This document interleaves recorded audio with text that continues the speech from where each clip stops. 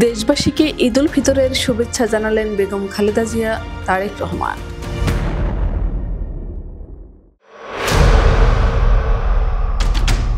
পবিত্র ঈদ উল ফিতর উপলক্ষে দেশবাসীকে অগ্রিম শুভেচ্ছা জানিয়েছেন বিএনপি চেয়ারপারসন বেগম খালেদা জিয়া ও ভারপ্রাপ্ত চেয়ারম্যান তারেক রহমান। আজ রোববার দুপুর 2টার দিকে নিজের ভেরিফাইড ফেসবুক পেজে তিনি এই শুভেচ্ছা জানান। দুদিন আগে ছেলের বাসা থেকে দেশবাসীকে ঈদের অগ্রিম শুভেচ্ছা জানান দেশনেত্রী বেগম জিয়া। পোস্টে তারেক রহমান বলেন, ত্যাগ, তাকওয়া আর সংযমের শিক্ষা গ্রহণের মধ্য দিয়ে মাসব্যাপী সিয়াম সাধনার পর ব্যক্তি, পরিবার, সমাজ এবং রাষ্ট্রীয় জীবনকে সুন্দর ও পরিশুদ্ধ করার পাশাপাশি মুসলিম উম্মাহর বিশ্বজনীন ঐক্য, সংহতি, সহমর্মিতা এবং অনাবিল আনন্দের বার্তা নিয়ে এলো পবিত্র ঈদ উল ফিতর। ঈদ উল ফিতর উপলক্ষে আমি বাংলাদেশ সহ বিশ্ব মুসলিম উম্মার প্রতি জানাই আন্তরিক শুভেচ্ছা, অভিনন্দন ও মোবারকবাদ। ঈদ মোবারক।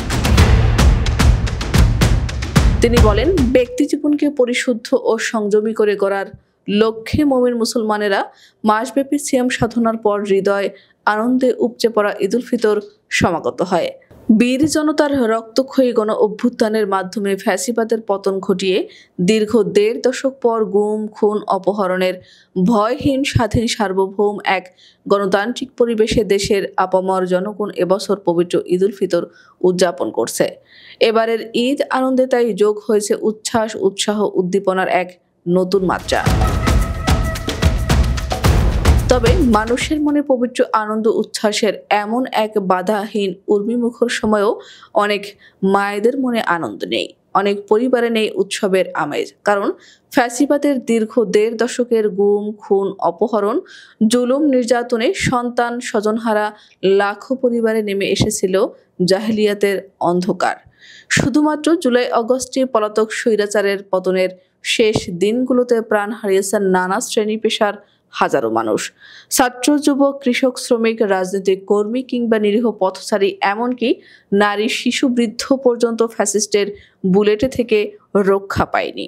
আহত হয়েছেন 20 সহস্রাধিক মানুষ।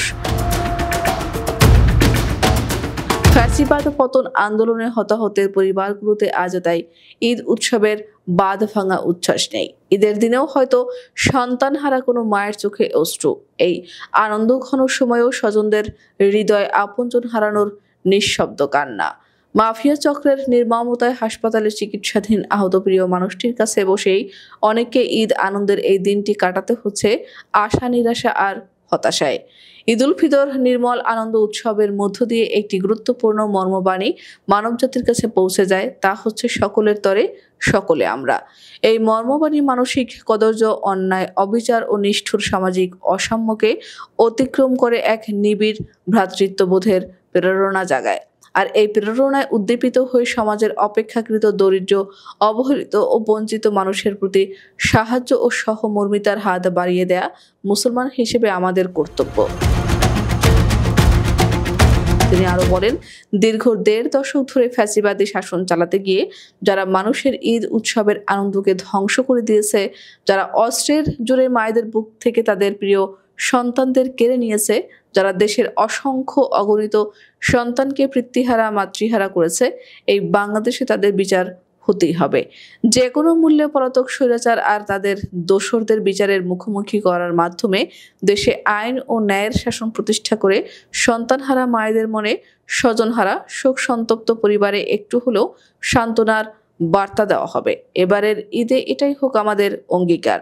আইন শৃঙ্খলা পরিস্থিতির অবনতি ও নিত্য প্রয়োজনীয় জিনিসপত্রের অভিঘাত সত্ত্বেও ঈদ আমাদের জাতীয় জীবনের সংস্কৃতির দত্তক। আবহমান কাল থেকে শুভেচ্ছা ও আনন্দের আদান প্রদান।